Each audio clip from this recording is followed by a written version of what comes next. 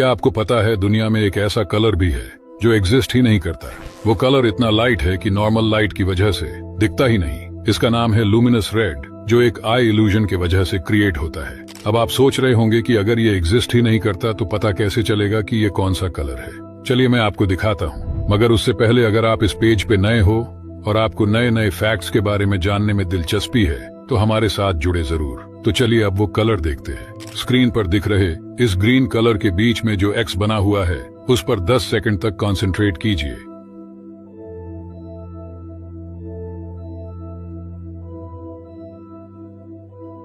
Three, two, one. अगर आपको ये कलर नहीं दिख रहा तो वीडियो को रिवाइंड करके दोबारा देखिए, और इसे ही कहते हैं आई इल्यूजन।